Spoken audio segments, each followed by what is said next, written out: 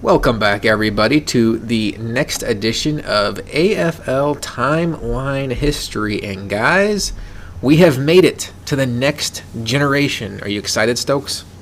Woo!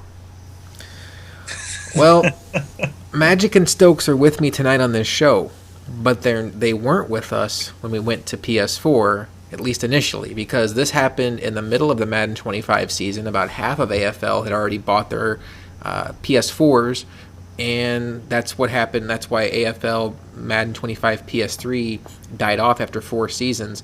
So actually, midway through Season 4, which was our last video, we started up PS4 Madden. So we had about half of our guys come over. RVD and I were co-commissioning this. Magic and Stokes weren't with us at this point. Stokes didn't join us until the beginning of Madden 15, and Magic didn't join us until restart Madden 15. So Ridge was long gone at this point. So it was RVD and I commissioning this. We had SJR was there, K-Will, Sham, they weren't there, Nino wasn't there, so it was a hodgepodge. Stang was there. We're going to kind of do this a little out of order tonight just to kind of go back and do some reminiscing. Bailey was there. Looking down the list, West was there, Stang was there, KJ came over, T-Mag came back after missing all of Madden 25. He came back and became another core owner again, and he brought with him Matt Vane, so that was a great addition for us. He's become one of our core owners.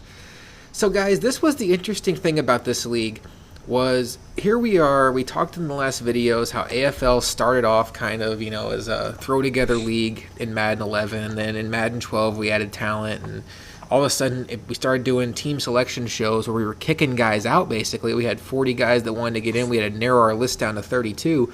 We were the cream of the crop, the pretty girl at the dance, turning guys away, and then all of a sudden switch over to PS4, and we only bring about 14 or 15 of our guys with us, and we had to go to the message boards and the Facebook pages and bring in randoms to fill out this league. And Magic, coming from where we were, this was not ideal.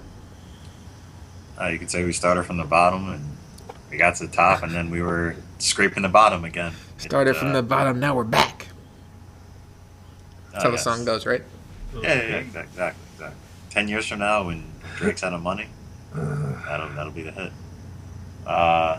It was an interesting transition time period for AFL. But it, in the long run, it turned out better because it gave us an even bigger crop to have to choose from, and we found some more gems in the rough, and a lot of rough in the rough.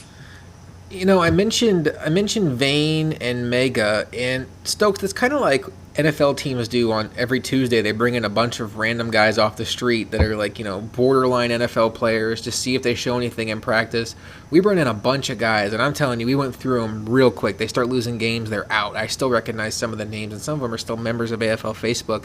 But if you can find one or two guys to stick to be a core member of your team, then it's a successful thing, even if the other 30 or 40 don't.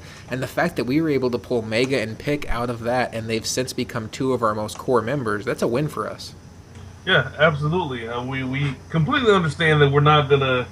There's gonna be some guys that we pick up that are just bad for the league, bad for their time in the league. But as long as you can come out of any situation bringing in a couple, that it really just adds to the entire pot that is AFL. And we knew we were in a catch up position because we didn't have all of our guys. So getting a couple new people to add on to the already talented crop that we had, it's always great to have. So we had several things working against us at this point in time. We had the fact that we didn't have a lot of our core guys, and we were also trying to start a league up in December/January, which at that point in time the Madden buzz is already gone. And it didn't help the fact that Madden 25 PS4 was a pretty broken game. They rushed it to get it out. There were some bugs in the game. So from my standpoint, I really tried to go above and beyond to do as much for the league as I could. I was doing AFL advances on live stream after every week. I started writing these articles on, like here you see KJ wins the bowl, and we will talk about this, but if you click on here, there's a link here, and it takes you to a story, and I actually wrote a link where it has a picture from the game. I wrote a quick little link. You see over here, there's archives. RVD and I were writing stories. We're trying to do whatever we could to make this league different, to keep guys around, hoping to find some guys in the rough. Obviously, this kind of activity level that we were doing could not keep up. It wasn't realistic. We'd gone to Weebly at this point as our website, and we actually had created owner pages.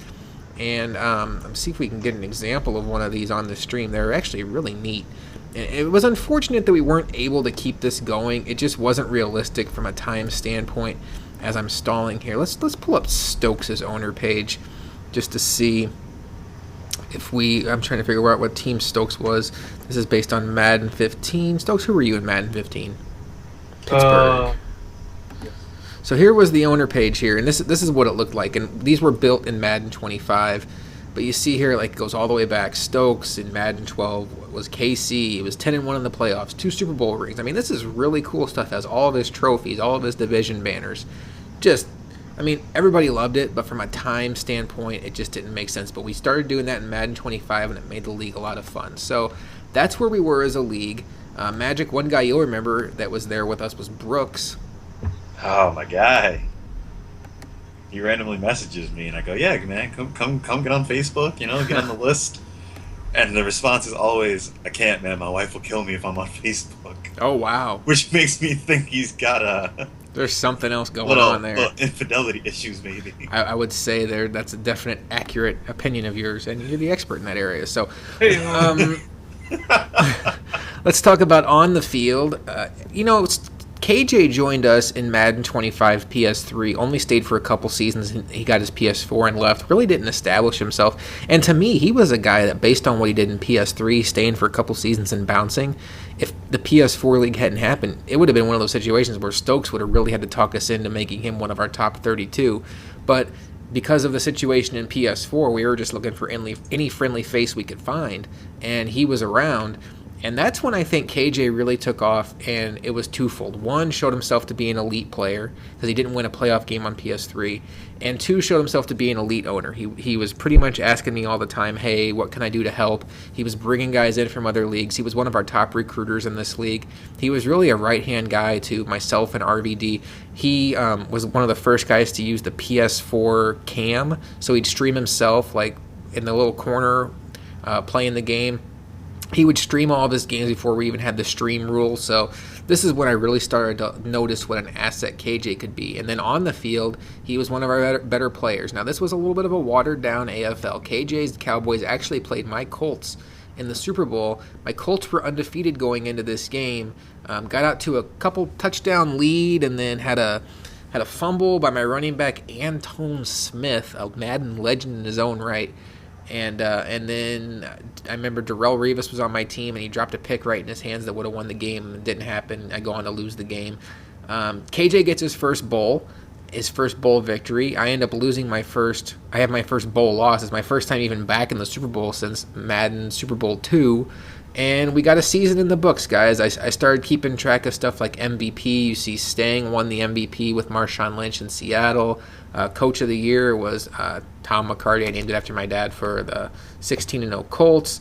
Division winners, we have Cheesin's Buffalo Bills, my Indianapolis Colts, Pick Sixes, Cincinnati Bengals, Westside Charles, Denver Broncos, KJ's Dallas Cowboys, Bailey's Carolina Panthers, Kali's Chicago Bears. I know you guys are saying, who the hell is Kali? And Stang's Seattle Seahawks. You can see the division-winning articles here. We wrote one for every team that won. We'll just click on Stang's real quick just to show you what it's all about. It has the banner, has a little write-up, has a picture. It was a lot of fun. I think guys enjoyed it, and we also posted those things on Facebook. The wildcard teams, Tennessee Titans were SJR, Patriots in Prime, Flips, San Francisco 49ers, and the Philadelphia Eagles and Brooks. Do we have the playoff field on here? We do. Okay, my Colts got to the Super Bowl beating SJR's Titans, and KJ's Cowboys got to the Super Bowl beating Mustangs, Seattle Seahawks, who pulled off a big upset in the second round, beating Bailey's Carolina Panthers. So, guys, that's a look at season What are we going to call it? Season 1 on PS4? It's still Madden 25 Season 5, technically. I don't know what we're going to call it, but it's the first season ever on PS4. It's the 5th season for Madden 25. It's the transition we've been talking about. We knew it was coming on Madden 25. This is our first experience with it, and we survived. We made it to Super Bowl 1, and now we go on to the next season, and we'll talk about that next time on AFL Timeline History.